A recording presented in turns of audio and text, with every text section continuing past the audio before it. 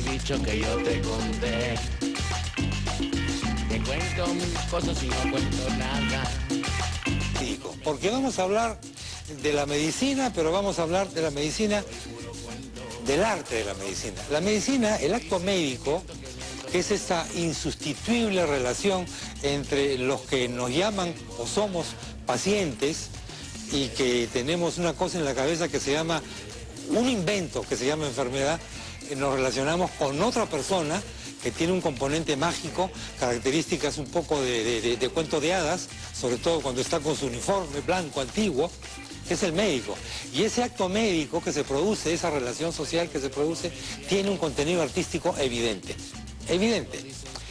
Esto se ve muchísimo en esta cosa que le cambia tanto la vida a los chicos, que nacen con el famoso paladar hendido o el labio leporino, cosas parecidas.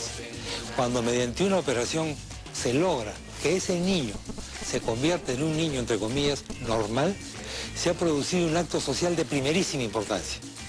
Porque se ha producido la administración de algo que se llama futuro, que se llama esperanza, que se llama familia, que se llama sociedad, etcétera, etcétera, etcétera. De eso vamos a hablar en este programa. Viene un médico especialista que ha publicado un libro sobre esto.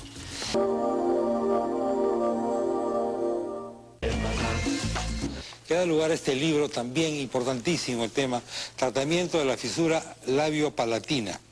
Todo un programa que se hace en nuestro país para cambiarle la vida, no solamente a un bebé que tiene este problema y que tiene problemas de nutrición, de amamantamiento, etcétera, sino a una familia y a toda una sociedad. Con ese tema regresamos. Cuento y recuento, yo no me entiendo.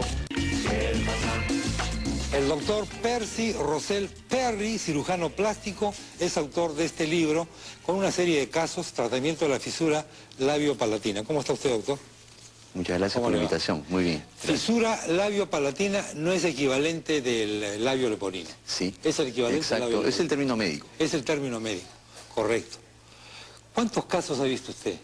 Bueno, en realidad los casos que hemos podido hablar son muchos. La experiencia que está plasmada en este libro está basada en más de 1.400 casos intervenidos quirúrgicamente. 1.400. Desde el año 1994. ¿Por qué nacen los niños así?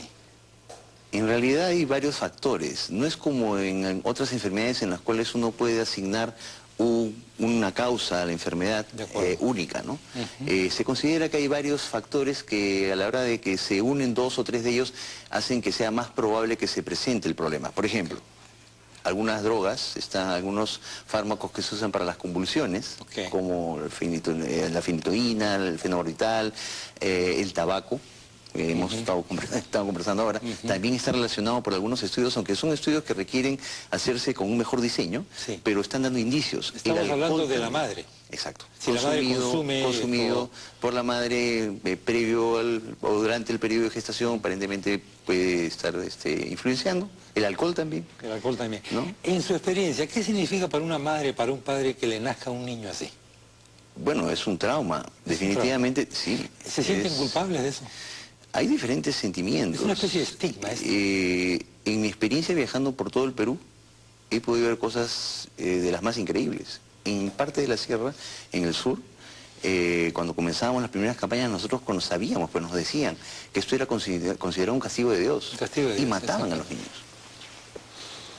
Nosotros no lo podemos creer. ¿Como endemoniados o algo así? Sí, definitivamente. Consideraban que era un castigo. Cuando era algo pues tratable, ¿no? Fue el año 97, hicimos nuestra primera campaña Puno y pudimos ver muchas cosas, enterarnos muchas cosas que están enraizadas en la población desde, quién sabe, ¿no? De repente...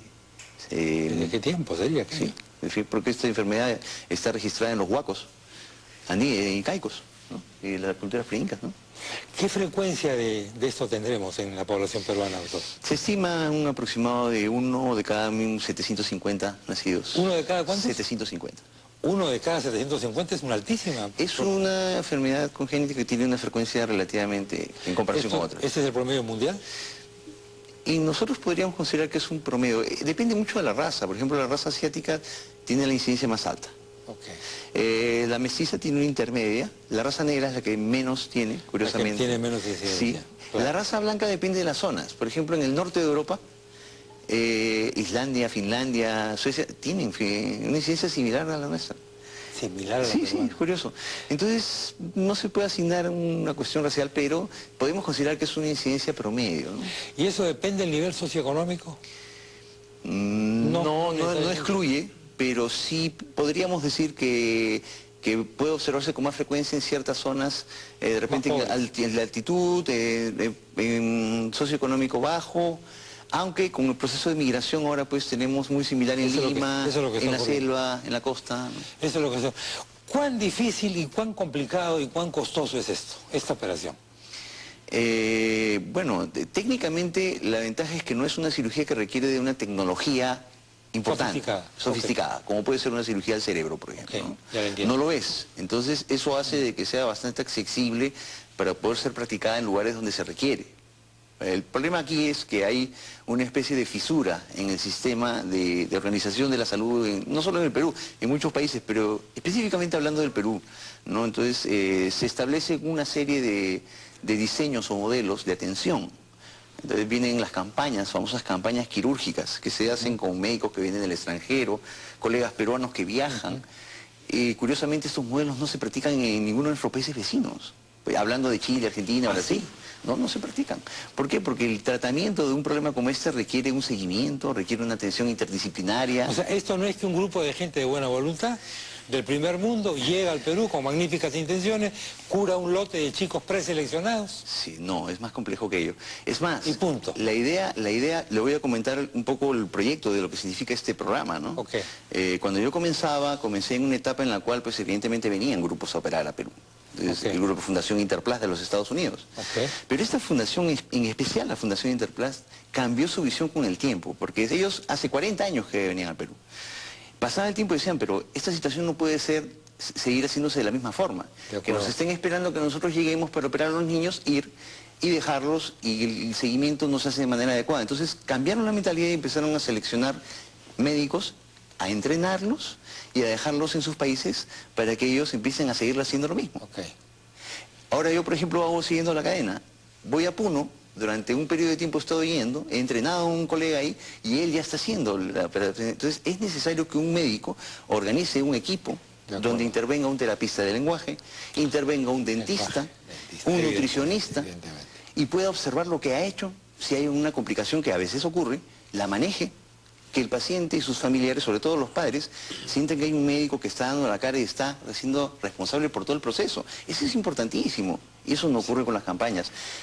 Esto es más que una cuestión económica, porque a veces se enfoca desde el punto de vista económico. Dice, bueno, somos un país pobre. No, yo creo que esa es una cuestión de organización más que un problema económico, definitivamente. Y de concepción, ¿no? Del proceso. Sí. Porque esto es un proceso, ya lo veo, por lo que usted me está diciendo. Está diciendo, esto es un proceso. Uno tiene la idea del acto médico como una operación rápida y al día siguiente la siguiente foto es un niño sonriente y la mamá feliz. No es así. Claro. Ayuda mucho, más complicado. ¿no? Sí, ayuda mucho, pero yo creo que ya en estos momentos ya ha pasado suficiente tiempo como para entender que el manejo debe hacerse de otra forma y que debemos trabajar con centros especializados. De acuerdo.